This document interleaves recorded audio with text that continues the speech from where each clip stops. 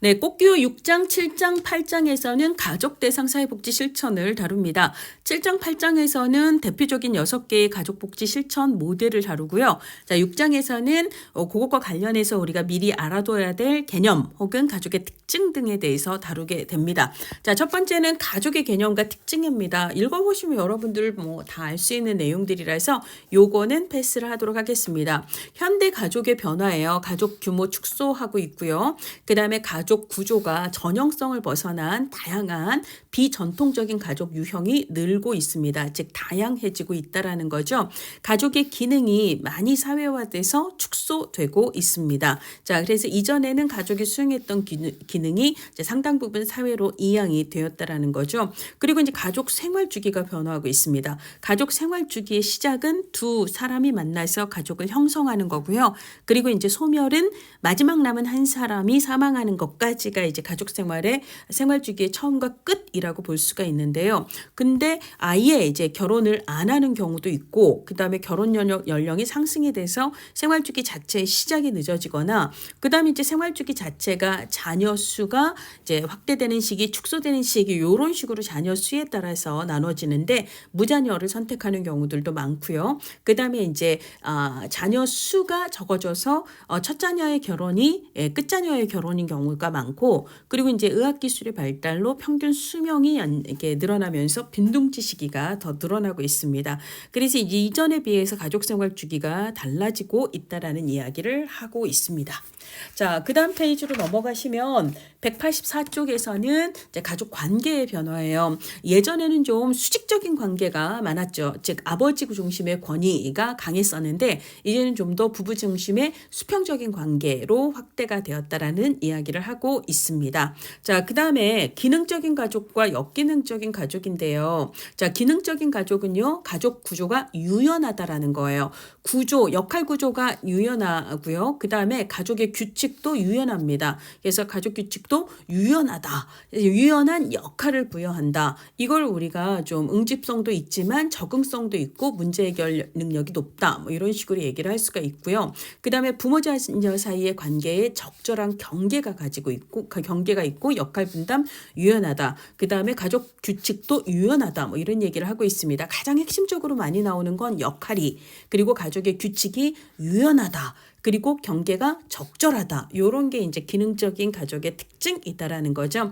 그럼 우리가 적절한 경계의 반대말은요, 가족 경계가 지나치게 밀착되거나 혹은 가족 경계가 지나치게 경직됐거나, 그래서 너 따로 나 따로, 우리는 하나, 네 일도 내일, 내일도 네 일, 요게 이제 밀착이 되는 거고요. 네 일은 네 일, 내일은 내일, 요게 이제 경직이 되는 거죠. 그 중간 정도가 적절한 경계인데 얘는 기능적이지만 얘하고 얘는 역기능적이다 라는 얘기를, 지나치게 밀착되거나 경직되면 이렇게 얘기를 하고 있고요. 그 다음에 이제 가족 권력이 너무 치우쳐져 있으면, 그 다음에 가족 응집력이 지나치게 높다라는 것은 사실 밀착되었다라는 것과 같은 얘기입니다. 그래서 가족 성원들의 독립성이나 자율성을 저하시키는 그런 가족은 역기능적이다라고 얘기를 하고 있습니다. 자, 그 다음에 가족 생활 주기가 계속 변화하고 있다라고 말씀을 드렸습니다. 그래서 이제 가족 생활 주기는 아까 두 사람이 만나서 결혼해 새로운 가족을 형성하면서 마지막 남은 한 사람이 사망할 때까지 이어지게 되는데요. 그래서 이제 가족 생활 주기는 가족이 형성되는 시점부터 한 사람이, 마지막 남은 한 사람이 사망하는 데까지 가족이 어떤 변화를 거쳐 가는가를 볼 수 있는 그런 걸 우리가 이제 가족 생활 주기다라고 이야기를 합니다. 그래서 뭐 자녀가 태어났을 때, 그리고 자녀가 떠나갈 때, 그리고 부부만 남았을 때 경험하게 될 사건이나 위기를 예측하는 데 도움이 되는 거고요. 자, 이런 가족 생활 주기를 파악하는 데 용이한 사정도구는 생활 주기표라고 얘기를 하고 있습니다. 자, 그다음에 이제 가족 유형에 따라서 가족들에게 필요한 과업들을 얘기를 하고 있는데요. 쭉 읽어보시면 될 것 같습니다. 자, 이번에는 가족을 어떻게 이제 사정하는가 하고 관련이 되는 거예요. 그래서 이제 가족을 사정한다라는 것은 가족이 제시하는 문제, 그리고 가족을 둘러싼 그 문제를 둘러싼 생태학적인 환경에 대한 사정, 이거는 좀 횡적인 측면의 횡적인 차원의 이제 사정이라고 볼 수가 있죠. 근데 이제 세대간이라고 하는 건 윗세대부터 지금 아랫세대까지 내려오는 거니까 얘는 좀 종적인 차원의 사정이다라고 볼 수가 있습니다. 그리고 가족 내부 하위 체계 간의 경계라든지 규칙이라든지 역할의 유연성이라든지 이런 걸 사정할 수 있다라고 이야기를 합니다. 가족 사정과 개입 과정은 상호적이며 순환적이다. 그 사정하면서 개입을 할 수 있고 개입을 하면서 또 사정을 할 수 있다라는 이야기를 하고 있습니다. 자, 그다음에 1인 가구의 가족 사정이 2020년도에 한 번 나온 적이 있는데 읽어보시고요.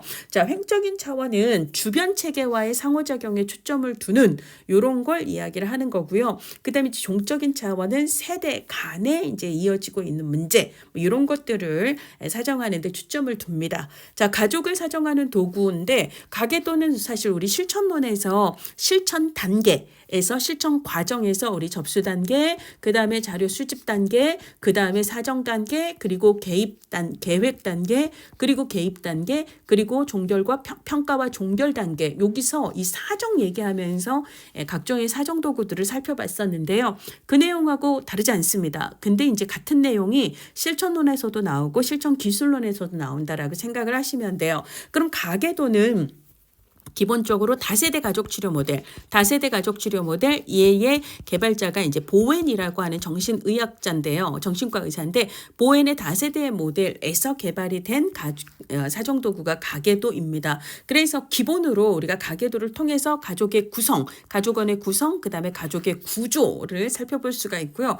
가족에서 반복되고 있는 어떤 문제 패턴, 이거를 지배적인 주제라고 이야기를 할 수도 있습니다. 이제 그런 것들을 알 수가 있고요. 뭐 연령이라든지 뭐 이런 것들은 객관적인 정보에 해당하죠. 그리고 이제 가족 성원들의 역할이나 기능에서 뭐 예를 들자면 뭐 정신장애라든지 알코올 중독이라든지 이런 것들은 기능에 해당하거든요. 이런 것들도 예를 들자면 그 사람을 뭐 예를 들어 반만 칠한다거나 혹은 그 사람을 이렇게 이제 4분의 1만 칠한다거나 이런 걸로 기본적으로 기능의 어떤 역기능적인 문제들을 표현을 할 수가 있습니다. 자, 그다음에 이제 가장 중요한 게 관계죠. 관계는 선으로 표현을 하게 됩니다. 자, 그래서 뭐 가족 간에 갈등이 있는지 혹은 소원한지 혹은 되게 애착 관계인지 이런 것들을 표현할 수 있고요. 세 사람 사이에 밀접한 관계는 이제 삼각관계 이런 것들을 알 수가 있습니다.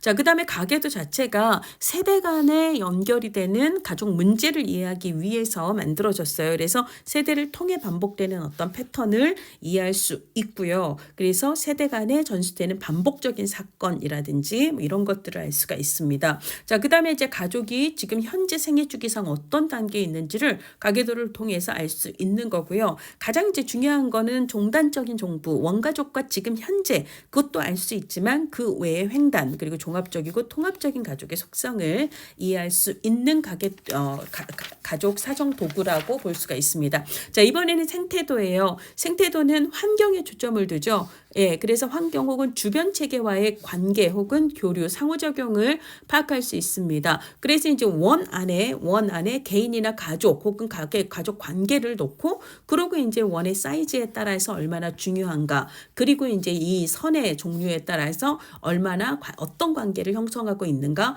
그 다음에 화살표를 통해서 이제 관계의 방향성을 보충을 하는 거죠. 그래서 이제 가족과 환경 사이의 관계가 어떠하냐를 통해서 그 경계가 어떠한지를 알 수 있다라는 거고요. 그 다음에 환경과의 접촉에서 발생하는 다양한 정보 혹은 자원의 이제 교류 이런 것들을 알 수가 있고요. 그 다음에 이제 원래 가족 그러니까 생태도를 그렸을 때 주변 자원과의 기본적인 교류가 너무 취약했던 가족의 사회적 관계망을 조성해주는 개입을 했다면 실제로 사회적 관계망이 얼마나 이제 형성이 됐는가를 알기 위해서 종결 과정에서 다시 한번 생태도를 또 그릴 수도 있는 거죠. 그러니까 연속적으로 여러 번에 걸쳐서 생태도를 그릴 수 있습니다. 자, 이번에는요 우리가 생태도 지나고 가족 조각이에요. 이것도 우리 했었죠. 가족의 상호작용 양상에 대해서 내가 어떻게 느끼고 생각하고 있는가를 가족원의 몸을 이용해서 공간 속에 배치하는 방법입니다. 자, 이것을 통해서 가족 간의 관계, 그 다음에 가족에 대한 감정,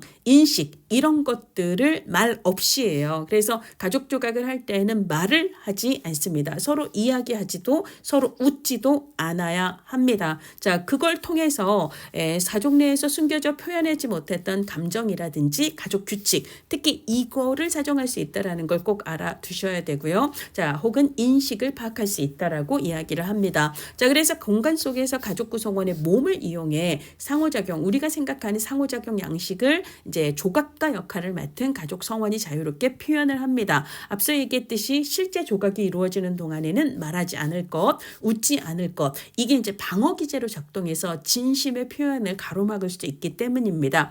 그렇게 가족을 조각한 사람이 가족 성원들의 몸을 조각을 하고 나면 본인도 마지막으로 그 조각 안에서 이제 어떤 위치와 형상을 잡게 됩니다. 그렇게 그 조각 형상을 어느 정도 유지를 하다가 모여서 그때 어떤 감정이었는지, 그 모습을 내가 취하고 있을 때 어떤 감정이었는지, 어떤 생각 아닙니다. 감정을 나눈 후에 그러고 난 다음에 우리 관계를 어떻게 변화시키고 싶은지를 다시 조각으로 나타낼 수 있도록 할 수가 있습니다. 자, 이것을 통해서 가족 간의 감정, 친밀함이라든지 혹은 누가 가깝고 누가 먼지, 그 다음에 가족 규칙을 알 수 있고요. 그 외에 가족들이 가족에 대해서 공유하고 있는 믿음이나 신념, 이것을 가족 신화라고 얘기를 하는데요. 2011년 시험에서는 가족 신화도 파악할 수 있다라는 이야기가 나왔습니다.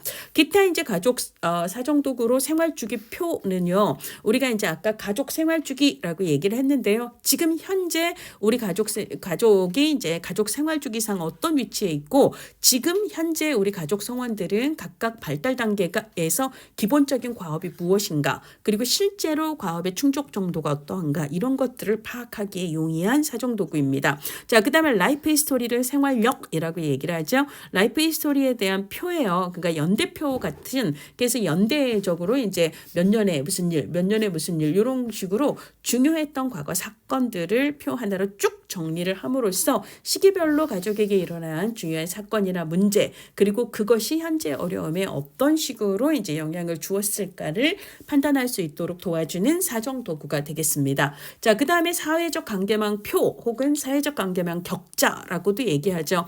이거는 이제 표로, 예를 들어 내가 어떤 이제 중요하다고 생각하는 사람들을 한 15명 정도 적어보게 해요. 그리고 각각의 사람이 나의 친구인지 회사 동료인지 이웃인지, 그 사람이 나에게 정보를 주는지, 그 사람이 나에게 지지를 주는지, 그 사람이 나에게 물질적인 도움을 주는지, 그 사람이랑 어느 정도에 한 번씩 접촉을 하는지, 그 사람을 알고 지낸 기간이 어떻게 되는지, 우리들의 관계가 일방적인지 쌍방적인지 등등등등을 각 사람에 대해서 이제 쭉 정리를 하는, 그래서 하나의 표로 정리를 함으로써 기본적으로 자신을 둘러싼 사회적 관계망에서 어떤 유형, 그러니까 뭐 정보라든지 지지라든지 물질적인 도움이라든지 그것을 어느 정도 이제 주고받고 있는가를 파악할 수가 있습니다.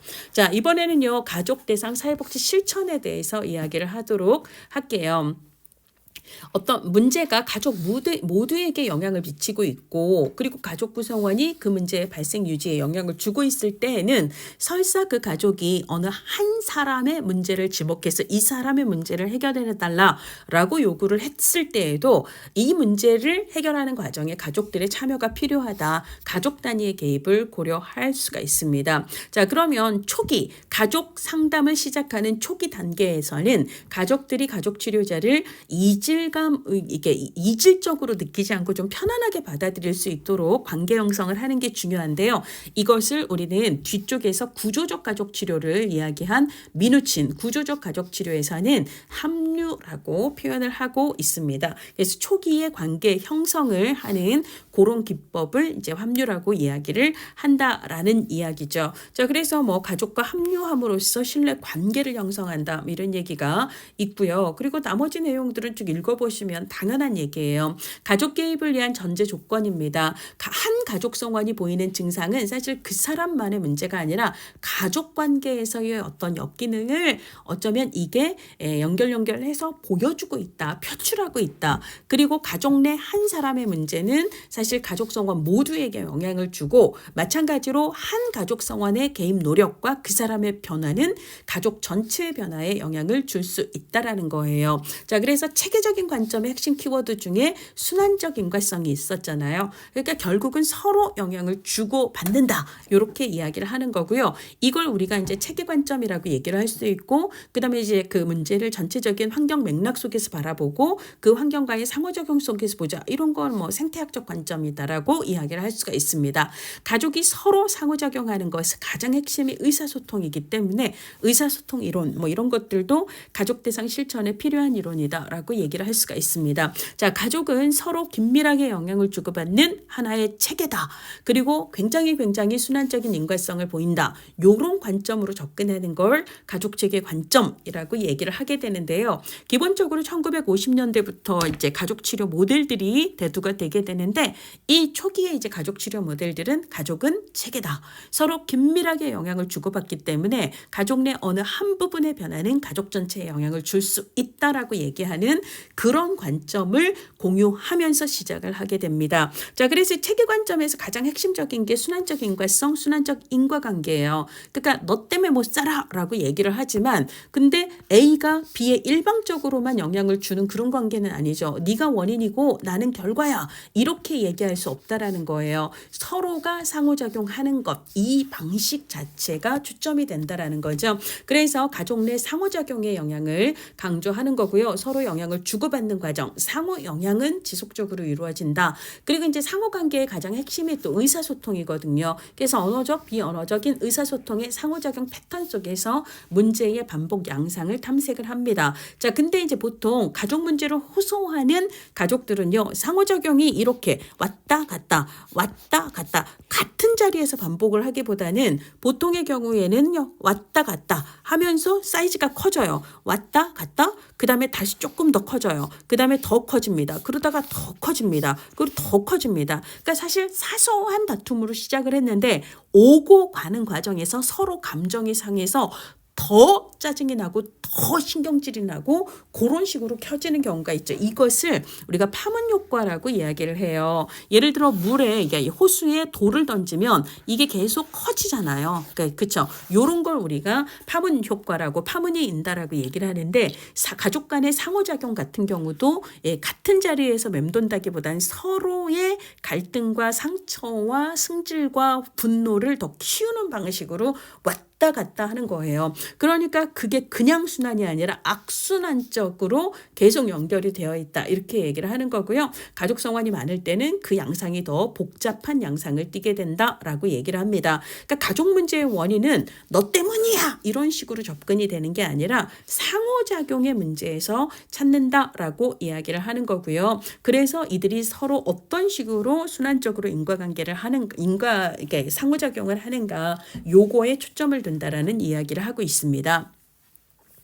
자, 가족 문제 해결을 위한 개입이에요. 그러니까 원인을 찾는 게 중요한 게 아니라 가족이 지금 어떤 상호작용을 하는지 이것을 이해하는 게 문제 해결의 초점이다라고 이야기를 합니다. 그래서 현재 가족 문제를 이해하기 위해 가족 문제가 유지되는 가족 구성원들 간의 상호작용 과정, 반복되는 순환적인 패턴을 파악해서 이것을 변화시키는 것에 초점을 둔다라는 거죠. 그 다음에 가족 내 어느 한 부분의 변화는 가족 전체에 영향을 주죠. 이것을 우리 체계적 관점에서는 상호성이라고도 얘기를 하고 호혜성이라고도 얘기를 하잖아요. 이게 이제 체계의 기본적인 속성이기 때문에 문제를 일으킨 그 성원이든 아니면 또 다른 성원이든 어느 한 사람이 변하면 가족의 역동은 달라지게 된다라고 이야기를 합니다. 그래서 어느 한 사람의 변화를 통해 가족 전체를 변화시킬 수 있다라고 이야기를 한다는 거예요. 자, 그 외의 가족을 체계로 바라보는 관점의 주요 개념입니다. 자, 1차 수준의 사이버네틱스가 있고요. 2차 수준의 사이버네틱스가 있는데요.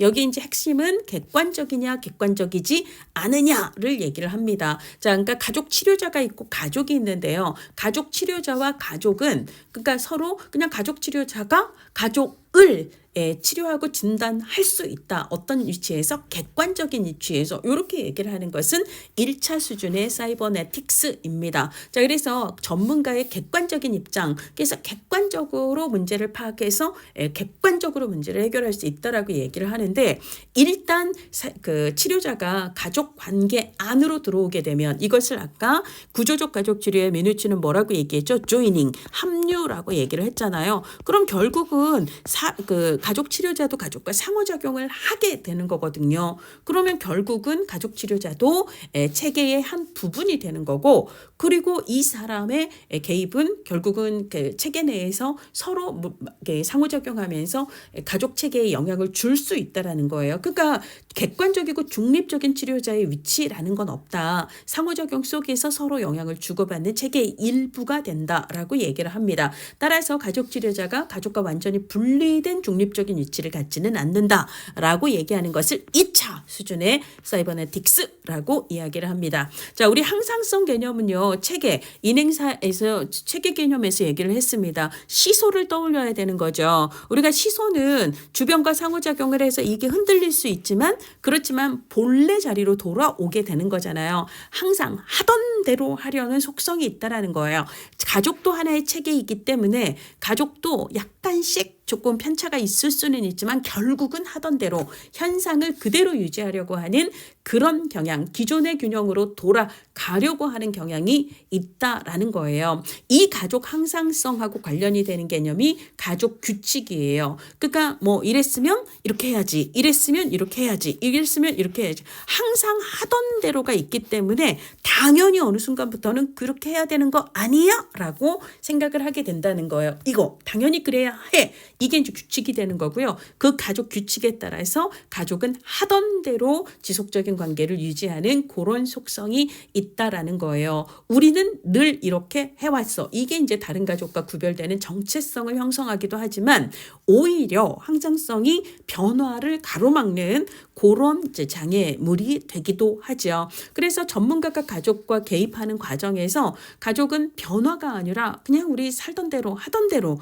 자꾸 그런 항상성이 이제 작동을 할 수 있다라는 이야기를 합니다. 자, 가족 규칙은 가족 항상성에 영향을 미친다라고 이야기를 했고요. 가족 항상성은 당연히 우리는 이렇게만 해야만 해! 라는 가족 규칙을 통해서 항상성이 보다 더 공고해지게 됩니다. 자, 아까 우리가 기능적인 가족은 역할과 규칙이 유연하다라고 얘기를 했어요. 기능적인 가족은 규칙이 유연하다, 융통성이 있다라는 거예요. 자, 그 다음에 가족 규칙에는 명시적, 서로 합의가 해서 명확하게 알고 있는 것도 있지만 우리도 모르게 우리 가족을 지배하고 있는 암묵적인 규칙이 있습니다. 가족들 내에는요, 가족들이 인식하지 못하는 사이에 가족 내에서 작동하는 암묵적 규칙이 모든 가족에게 존재하며 이 가족 규칙이 역기능적으로 작동을 해서 가족 문제를 야기하고 있을 때에는 그걸 밝혀내서 변화시킬 필요가 있다라고 얘기를 합니다.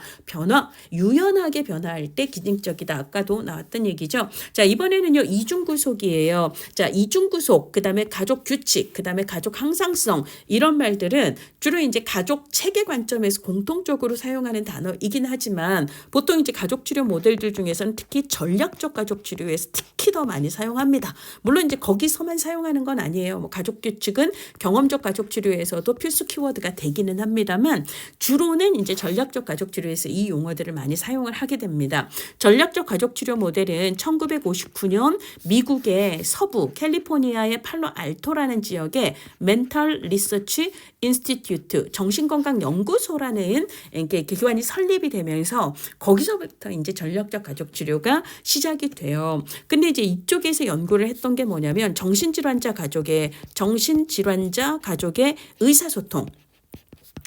의사소통을 연구를 하게 됩니다. 왜냐하면 기본으로 이제 정신질환자들을 치료해서 집으로 퇴원을 시키면 이상하게 다시 집으로만 돌아가면 같은 증상이 그 사람 혹은 다른 가족 성원에게서 재발되는 패턴이 자꾸 반복이 되니까 도대체 가족 내 무엇이 정신질환자들을 그야말로 미치게 만드는가, 정신병리를 야기하는 의사소통의 독특한 패턴을 발견하고 싶은 거예요. 그래서 이제 그것에 대한 연구를 한 결과로 도출이 된 개념이 병리적 이중구속입니다. 이러지도 못하고 저러지도 못하게 사람을 자꾸 구속하는 정말 미치게 만드는 그런 이중구속이다라고 얘기를 합니다. 그래서 예를 들자면 누군가가 지시를 해요. 너 이렇게 해! 라고 지시를 합니다. 그러면 그걸 따를 수도 있고 싫어요! 너 안 할 수도 있잖아요. 근데 따르면 따랐다고 또 혼내고 그 다음에 안 하면 안 했다고 혼내요. 그럼 도대체 어쩌라는 건지, 하라는 건지 말라는 건지, 했다고 혼내 안 했다고 혼내. 그럼 도대체 어쩌라는 거야. 이런 걸 우리가 상호 모순된 메시지를 반복적으로 주는 병리적 대피적 이중구속이라고 얘기를 하고요. 이게 사람을 정신적으로 미치게 만든다라고 얘기하는 게 이게 이제 전략적 가족 치료 모델의 MRI의 기본적인 입장이었다라는 거예요. 자, 철수에게 아버지가 철수에게 소신 있게 발언하라고 했는데 소신 있게 얘기하면 어린 놈의 새끼가 밥이나 먹어요. 뭐 이렇게 뭐라고 하고 또 그러면 말 안 하면 이게 남자답지가 않다라고 또 뭐라고 하고 뭐 이런 것들 있잖아요. 그래서 2015년, 2018년에 거의 비슷한 느낌의 사례 문제가 나왔습니다. 그래서 따라도 따르지 않아도 혼나는 요런 상태가 되는 거예요. 그래서 어쩌라는 건데 요런 거죠. 자, 그래서 전략적 가족 치료에서는 이걸 역으로 활용한 치료 기법을 고안을 해냅니다. 사람을 미치게 만드는 이중구속이 있다면 이래도 윈 저래도 윈 어쨌거나 따르든 따르지 않든 그전보다 더 윈이 되는 그런 이중구속도 있지 않겠는가? 이것을 치료적 이중구속이라고 얘기를 해요. 이 경우도 지시를 내립니다. 그래서 그 지시를 따를 수도 있고 yes, no, 싫어요, 안 따를 수도 있는데요. 이 경우 둘 다 결과가 윈이 되는 거예요. 그전보다 더 나은 결과가 되는 거예요.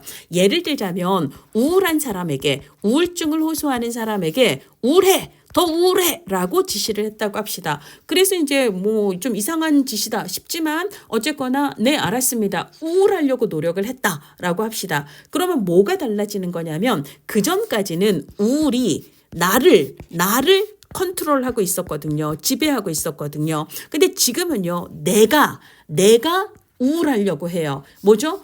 주도권이 나한테 왔다는 거예요. 컨트롤, 통제를 내가 하고 있다라는 거예요. 그러니까 결국 같은 관계인 것처럼 보이지만 컨트롤, 통제력이 누군가에 있는가, 누구에게 있는가 이게 달라졌다면 그전보다 우울이 나를 지배하고 있던 상황보다는 더 나은 상황이다라고 얘기를 합니다. 자, 싫어요. 내가 왜 우울해요? 나 우울하기 싫어요. 우울하지 않으면 더 좋은 거죠. 우울하다가 우울하지 않으면 좋은 거죠. 그러니까 치료적 이중구속이라고 하는 것은 특정 지시가 너무 말이 안 되는 것 같거든요. 예, 그리고 그 지시가 주로는 우울한 사람에게 우울해라고 그 증상을 더 많이 하라고 그렇게 말이 안 되는 것 같은 지시를 합니다. 근데 치료자의 지시를 따르든 따르지 않든 그 전보다 문제가 더 나아지는 그런 결과를 초래하는 지시를 내리는 것을 치료적 이중구속이라고 얘기를 하는데 이게 이제 아까 얘기했던 전략적 가족치료의 가장 전매 특허 같은 그런 접근이다라고 볼 수가 있습니다. 자, 그다음에 이제 가족 의사소통이 있는데요. 이것도 이제 아까 우리가 기본적으로 MRI, 전략적 가족 치료의 MRI에서 가족의 의사소통을 연구했다라고 얘기를 했잖아요. 그래서 이제 MRI에서는 가족 의사소통 정말 중요한데 내용 그 자체보다 더 중요한 건 그 내용이 암시하는 관계다라고 이야기를 합니다. 자, 그래서 이제 뭐 관련해서 메타 의사소통이라는 얘기를 하는데 이 메타 의사소통은 그러니까 관계 이면에서 보여주는 그 의사소통의 이면에서 보여주는 그 관계 있잖아요. 그 관계의 속성 요런 거에 좀 더 초점을 맞추는 걸 이야기합니다. 자, 그다음에 이제 구두점이라고 하는 건 일종의 마침표예요. 마침표. 우리가 이제 가족의 상호작용이라는 건 계속 이어지거든요. 그러니까 남편과 아내의 상호작용은 주거니 받거니 하면서 계속 이어지는데 남편은 이것을 어떻게 얘기하냐면 당신이 맨날 잔소리 하니까 내가 술을 마실 수밖에 없잖아. 이렇게 마침표를 찍는다는 거예요. 근데 아내는 당신이 맨날 술 먹고 늦게 오니까 내가 잔소리를 안 할 수가 없잖아. 라고 찍는 거예요. 그러니까 남편의 술과 아내의 잔소리는 서로 계속 왔다 갔다 하면서 상호작용이 연결이 되는데 근데 이 관계에 대해서 네가 잔소리해서 내가 술을 마신다. 네가 술을 마시니까 내가 잔소리를 한다. 이런 식으로 서로 마침표를 찍는 끝점을 어디다가 찍는가가 서로 다르다는 거예요. 예, 요런 걸 우리가 이제 구두점이라고 이야기를 하고 있습니다. 자, 그다음에요. 환류, 피드백 뭐 이런 거는 우리가 체계의 관점에서 얘기를 했습니다. 자, 정적 피드백이 있고 부적 피드백이 있는데요. 정적은 하던 뭔가를 예를 들자면 남편이 술을 마셨어요. 아내가 잔소리를 해서 남편이 술을 줄였다면 이거는 마이너스 부적 피드백이죠. 그러니까 이때의 아내의 잔소리는 부적 피드백으로 작용을 한 겁니다. 근데 아내가 잔소리를 했더니 남편이 술을 더 많이 마시게 됐다면 이건 오히려 그 술을 더 증폭시키는 효과가 나는 거잖아요. 그래서 일탈을 더 증폭시키는 효과를 초래한 그것. 이게 이제 피드백이 정적인 피드백으로 작동을 했다라고 얘기를 합니다. 딸이 일탈 행동을 했는데 엄마가 잔소리를 했더니 애가 더 일탈을 했다면 이건 플러스가 되니까 정적 피드백이 되는 거죠. 자, 폐쇄형, 개방형은 뭐 여러분들 아실 거고요. 하위 체계는 뭐 가족 내에는 부모와의 체계도 있고 부모 자녀와의 체계도 있고 그쵸? 그런 얘기를 하고 있습니다. 자, 그래서 명확한 경계를 가진 경우가 가장 건강한 거고요. 경계가 없어요. 너무 모호해요. 이거는 우리가 앞에서 얘기했던 밀착된 경계하고 같은 얘기입니다. 자, 그리고 너무 따로따로 놀아요. 경직된 경계. 요게 이제 역기능적인 거고 이게 기능적인 거다라고 볼 수가 있습니다. 자, 이렇게 이제 우리가 가족 체계 관점을 이야기했는데요. 1950년대부터 50년대 후반부터 이제 1970년대 사이에 등장한 가족 치료 모델들, 주로 이제 초기 모델들은 주로 이 가족은 하나의 체계다라고 하는 가족 체계 관점을 토대로 발달을 합니다. 자, 근데 이제 1980년대부터 등장을 한 가족 치료의 후기 모델들은요. 가족 체계 관점보다는 사회 구성주의 관점에 더 토대를 두게 되거든요. 그러니까 실제 리얼리티라고 하는 건 객관적인 현실이 아니다. 사람들의 상호작용 속에서 구성되는 현실이다라고 이야기를 하는 거예요. 우리가 어떤 식으로 상호작용을 하는가에 따라서 그 상황을 해석하는 방식도 다르고 부여하는 의미도 다르고 그걸 이야기하는 방식도 다르다라고 이야기를 합니다. 그러니까 객관적인 팩트가 무엇인가를 체크하는 것보다 더 중요한 건 뭐죠? 그 문제를 그 사람은 어떻게 생각하고 인식하고 있는가? 그 사람은 어떤 식의 의미를 부여하고 있는가? 이것을 이해하는 게 중요하다라고 얘기하는 게 사회 구성주의적 관점의 가족 치료의 기본 특징이다라고 보시면 되겠습니다. 자, 이번에는요. 가족 대상 사회복지 실천 중에서 이제 세 가지 다, 구, 경 중에서 이제 전다구를 보겠습니다. 이게 무슨 말이냐면 우리가 이제 아까 1950년대부터 70년대 사이 초기에 등장한 거는 가족 체계 관점의 토대를 둔 초기 모델이었고 80년대 이후에는 사회 구성주의의 영향을 받았다라고 얘기를 했잖아요. 자, 이렇게 초기에 50년대에서 70년대 사이에 보통 이제 먼저 등장한 가족 치료 모델들은 가족 체계 관점을 토대로 하고 있는데 걔네들이 이제 전다구경 전다구경했어요 라고 외우시면 돼요. 자, 그래서 전다구경, 전략적 가족치료, 다세대 가족치료, 구조적 경험적 가족치료가 이제 가족체계 관점을 기본으로 토대로 개발이 된 가족치료 모델들입니다. 그래서 전다구경 이런 순서로 알아두시면 되고요. 자, 그중에서 이제 전략적 가족치료 얘기했습니다. 아까 우리가 이중구속, 근데 병리적인 이중구속도 있다면 치료적인 이중구속도 있겠지. 그 다음에 가족의 이게 이제 의사소통이잖아요. 의사소통에 초점을 둔다.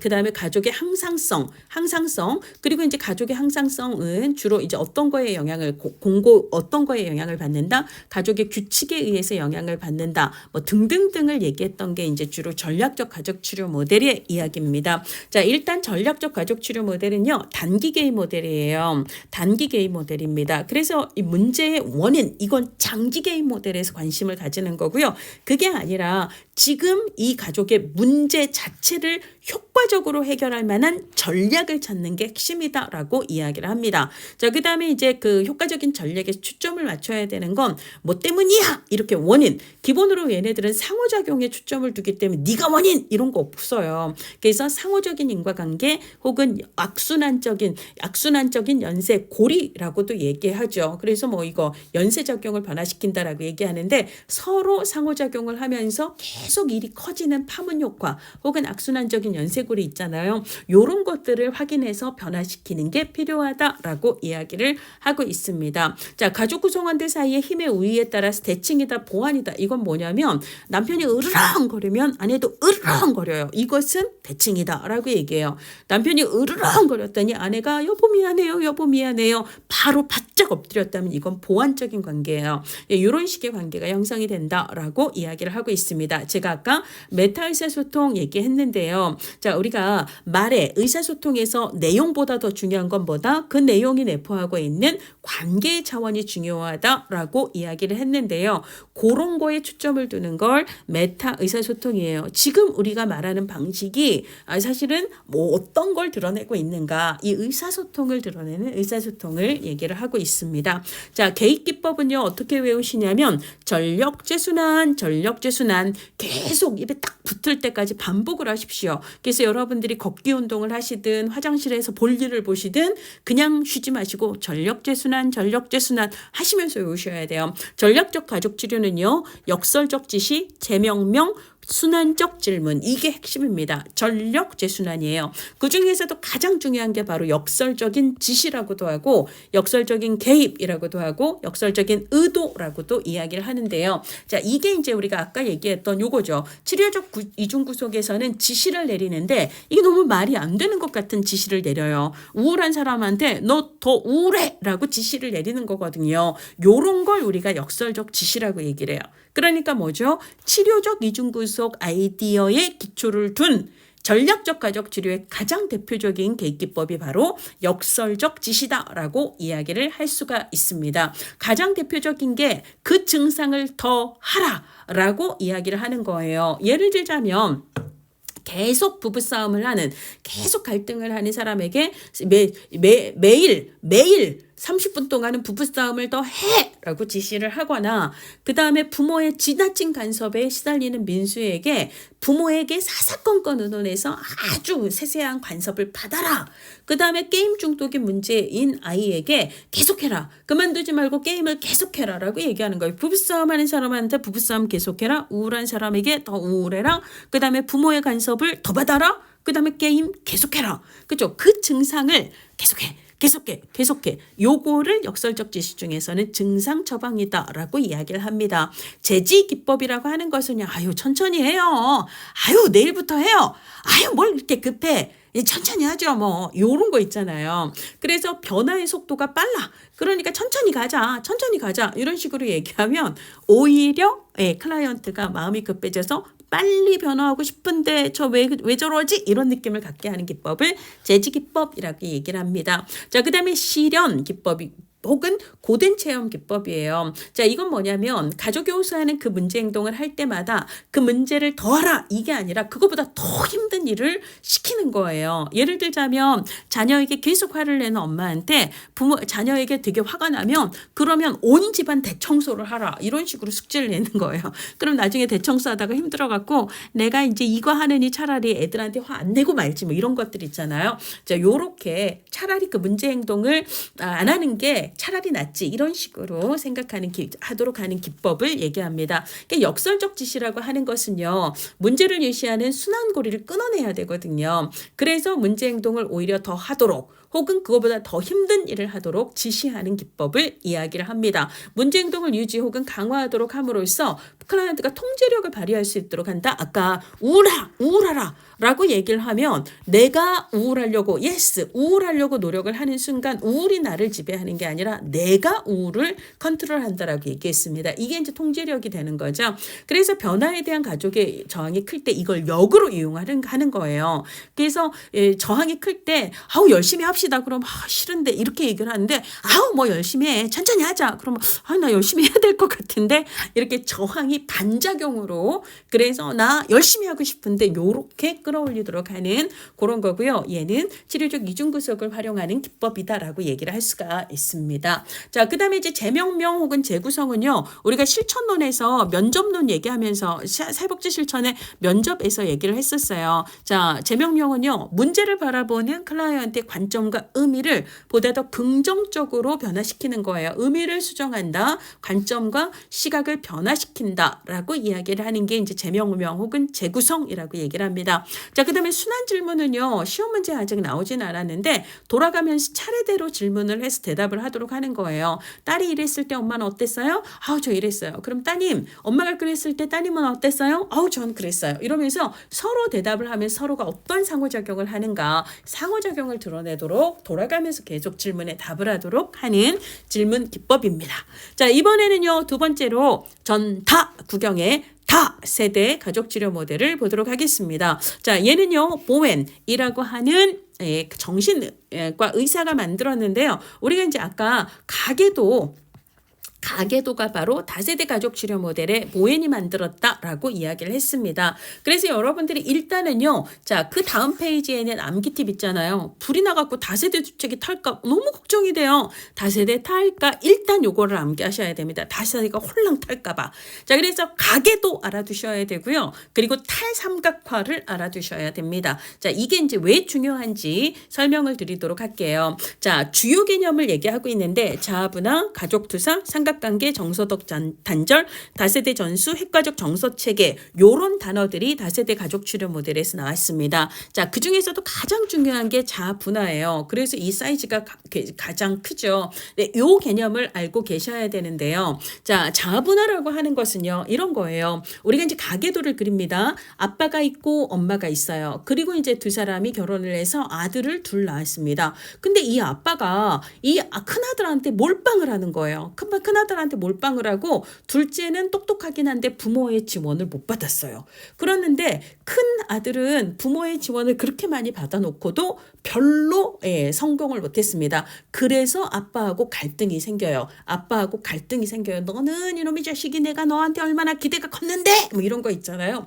근데 동생은 동생대로 그냥 다 몰빵해서 형이 가져가 놓고도 아무것도 해내지 못한 형이 원망스러워요. 그리고 자신에게 아무것도 해주지 않은 아버지도 원망스럽습니다. 그렇게 해서 보이지 않게 이들 사이에 뭐가 생긴다? 삼각관계가 생긴다라고 이야기를 해요. 보통 이렇게 삼각관계에 휘말린 사람은요, 이 관계 자체가 너무 싫기 때문에 이 관계로부터 멀찍이 거리를 두고 싶어 하게 됩니다. 그래서 뭐 예를 들자면 일찍 결혼을 해서 부모를 떠나버린다거나 아주 집으로부터 먼 곳으로 취업이나 이제 입학을 하거나 이렇게 된다라는 거죠. 그래서 예를 들자면 요 사람 있잖아요. 이 둘째가 결혼을 했어요. 일찍 결혼을 해서 부모를 떠나버립니다. 이걸 뭐라고 하냐면 정서적 단절이라고 얘기를 해요. 부모를 거부하며 정서적으로 자신을 부모와 거리두기를 하기 위해서 부모로부터 일찍 먼 곳으로 떠나버리는 거예요. 근데 이 정서적 단절은요, 부모와의 갈등 혹은 가족과의 갈등을 해결한 건 아닙니다.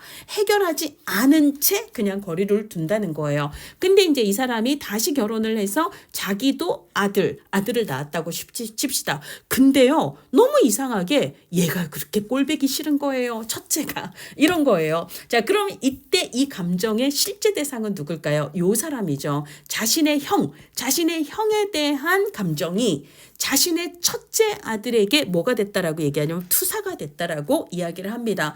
그래서 자신의 형과 직접 풀지 못한 그 갈등이 M1 자기의 큰 아들에게 왔다 갔다 하면서 다시 또 이들 사이에 뭐가 생긴다? 삼각관계가 생긴다라고 이야기를 하는 거예요. 자, 이런 식으로 얘기를 합니다. 그러면 그때 이 큰아들은 자신의 형과 같은 인물이 아니잖아요. 이걸 우리가 분화를 하지 못한다. 대인관계에서의 개념, 다인관계에서의 자아분화. 그러니까 지금 자신의 아들과 자신의 형은 다른 존재임에도 불구하고 덮어쓰기 하고 있잖아요. 자, 그래서 부모가 자신의 정서적인 문제나 미분화된 자아를 자녀에게 전가하는, 그래서 자아분화 수준이 낮으면 원래 다른 사람에게 해결을 했어야 되는 감정을 제3자인 다른 사람에게 덮어쓰기를 해서 삼각관계를 자꾸 만든다는 겁니다. 그래서 이 사람이과 다르다라는 걸 그걸 아는 거 있잖아요. 타인과 나는 같은 사람이 아니라 다르다라는 걸,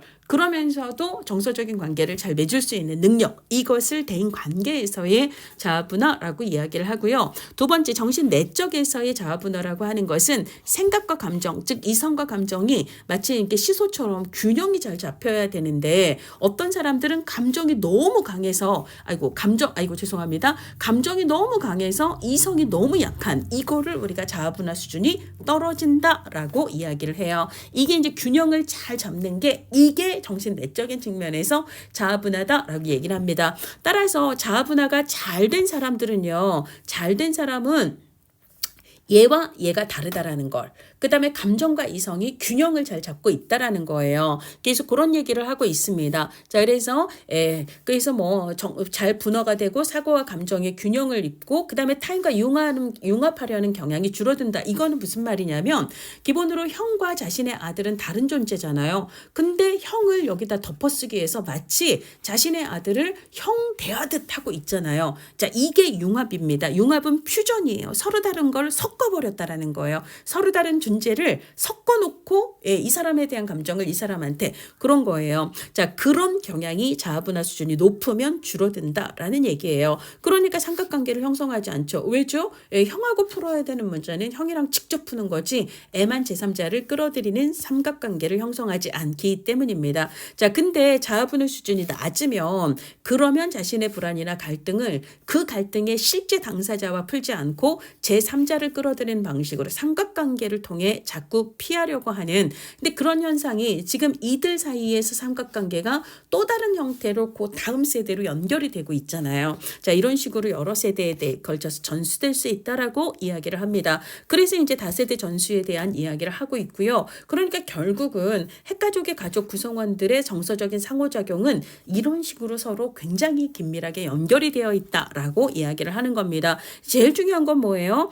자아분화를 증진해야 돼요. 그러려면 지금 현재 우리 가족 내에서 일어난 이 삼각관계의 실체를 알려면 뭐 어떻게 해야 되죠? 사실 자기 큰아들이 아니라 자기 형하고의 관계를 풀어야 되는 거예요. 원가족에서 해결하지 못한 문제는 원가족과 직접 풀 수 있도록 해야 합니다. 그래서 가족이 미분화에서 벗어나도록 해야 되고요. 그래서 분화되지 못해서 형성한 삼각관계를 없앨 수 있어야 된다. 그리고 이 삼각관계를 없애는 걸 뭐라고 부른다? 탈삼각화라고 얘기를 합니다. 즉 탈삼각화라고 하는 것은 A라는 사람과 B라는 사람 사이의 정서적인 문제를 그들이 직접 풀지 못하고 C라고 하는 원래 상관없는 제3자에게 이 감정을 투사하는 과정에서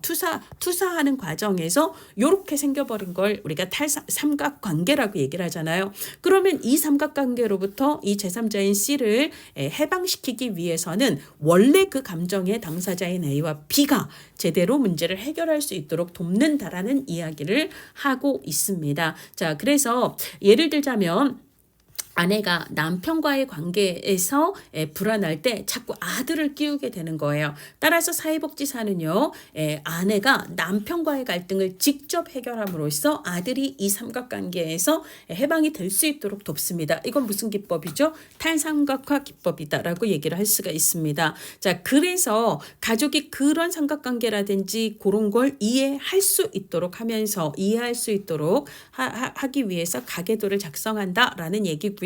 자, 그다음에 의도적으로 치료적 삼각관계를 형성할 수도 있습니다. 그래서 치료자와 클라이언트와 가족 구성원 사이의 관계 속에서 치료자가 감정적인 중립을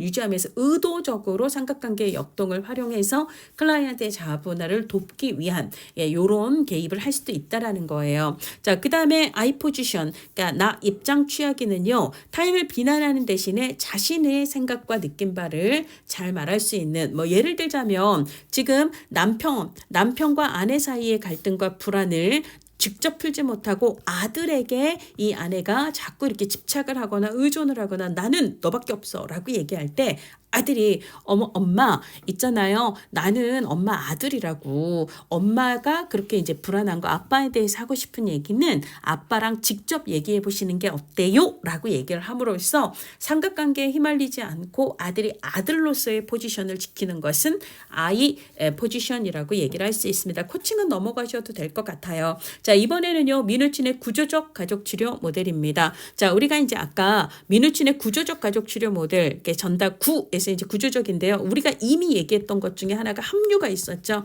그래서 가족 치료 초반부에 신뢰관계를 잘 형성함으로써 가족이 치료자를 낯설게 느끼지 않도록 하는 걸 우리가 합류하기 기법이라고 얘기를 했고요. 이거는 구조적 가족 치료 모델을 만든 미누친이 얘기한 기법이다라고 이야기를 했었습니다. 그리고 이제 이제 그 외에 아까 기능적이다 혹은 역기능적이다 에서 뭐가 나왔었냐면 경계. 가족의 경계가 명확하면 기능적인데 너무 밀착이 되거나 너무 경직이 되면 이거는 역기능적이다. 이런 얘기 나왔는데요. 이 경계를 중심으로 가족을 얘기하는 것도 이 구조적 가족 치료입니다. 그래서 기본적으로 얘네들의 입장은요. 가족의 문제라고 하는 것은 뭐가 문제라서 가족의 구조가 지금 틀어졌기 때문이다. 그러니까 문제를 해결하기 위해서 필요한 건 뭐다? 가족의 구조를 바꾸는 거다. 이걸 가족 재구조화라고 이야기를 합니다. 그럼 가족의 구조를 변경하기 위해서 가장 중요한 것은요. 경계가 너무 밀착이 되어 있으면 경계를 만들어주고 경계가 너무 경직되어 있으면 경계를 좀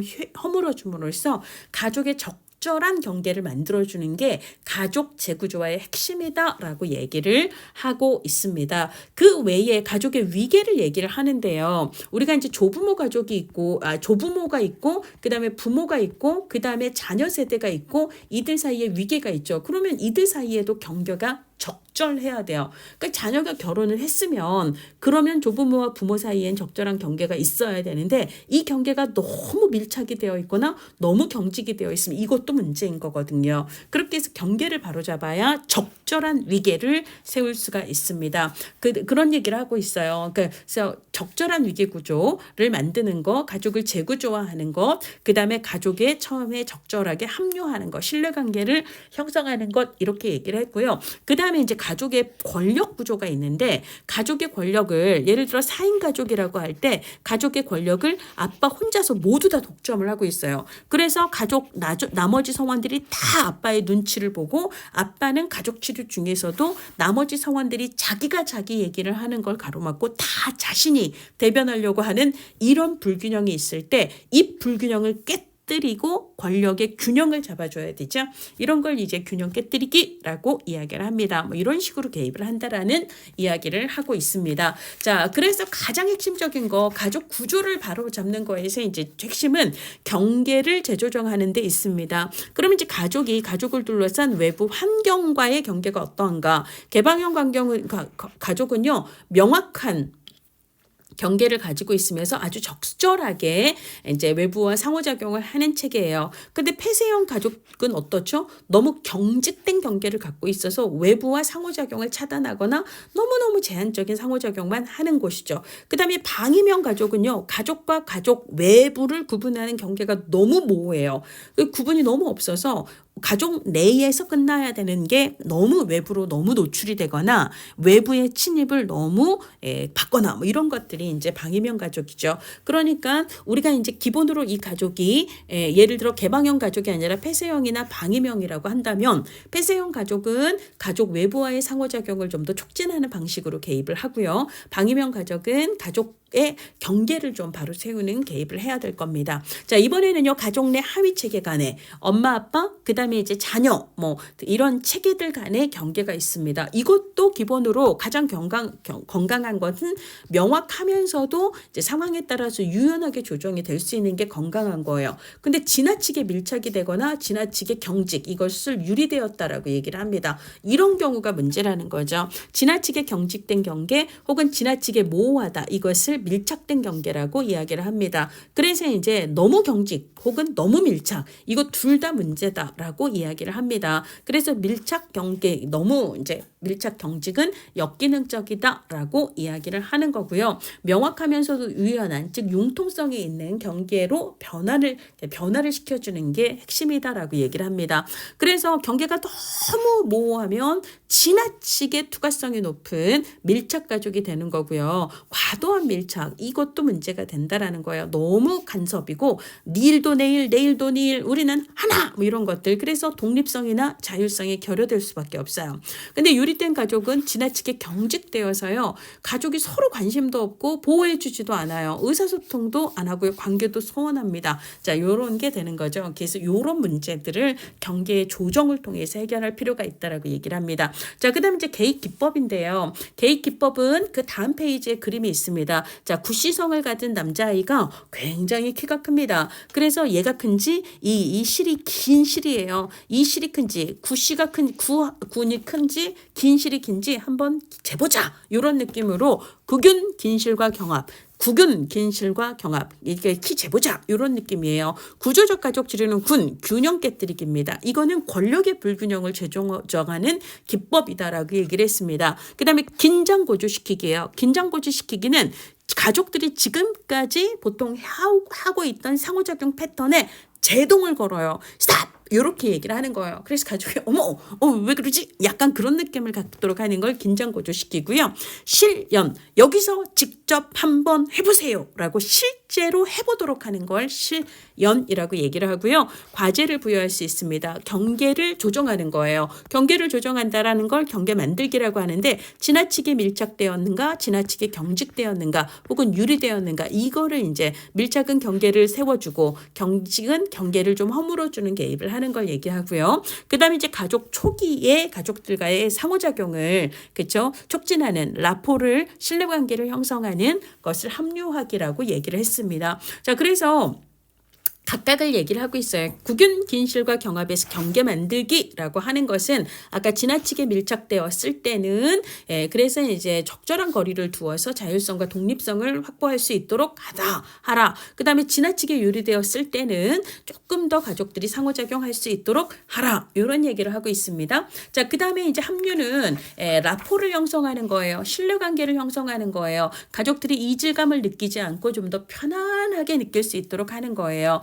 그걸 위해서 처음부터 가족을 막 바꾸려고 뜯어고쳐라? 이거 아닙니다. 자, 가족의 기존 상호작용을 그대로 유지하도록 하는 거예요. 인정을 처음에 하라는 거죠. 자, 그러면서 따라가 보는 거예요. 이렇게 상호작용 하는구나. 이렇게 하는구나. 이런 거예요. 그러면서 따라 합니다. 자, 예를 들자면 사회복지사가 말이 되게 빠른 사람이에요. 근데 가족들의 상호작용을 보니까 너무 느려요. 그러면 이질감을 느끼지 않도록 하기 위해서는 어떻게 해야 돼요? 나도 천천히 말을 해야 되겠죠. 그래서 가족들이 나를 좀 편안하게 받아들일 수 있도록 하라는 게 합류하기의 본질입니다. 가족 초기 관계 형성 기법이 되는 거고요.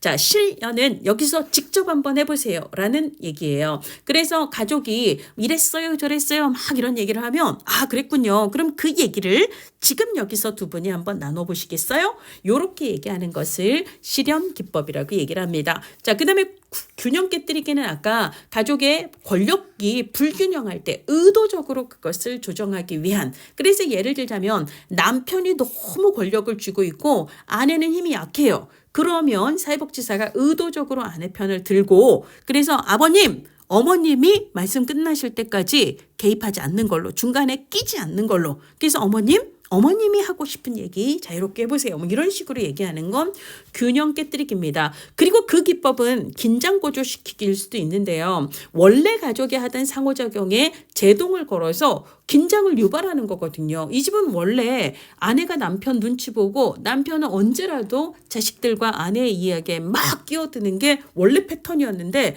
아버님! 이러면서 제동을 걸었잖아요. 그러니까 이게 이제 남편을 조금 힘을 내려놓고 아내의 힘을 올려주는 기법이기도 하지만 가족의 원래 상호작용에 대해서 긴장을 유발시키는 기법이기도 해요. 그러니까 사실 균형 깨뜨리기하고 긴장 고조시키기를 막 명확하게 여러분들이 구분을 하실 필요는 없습니다.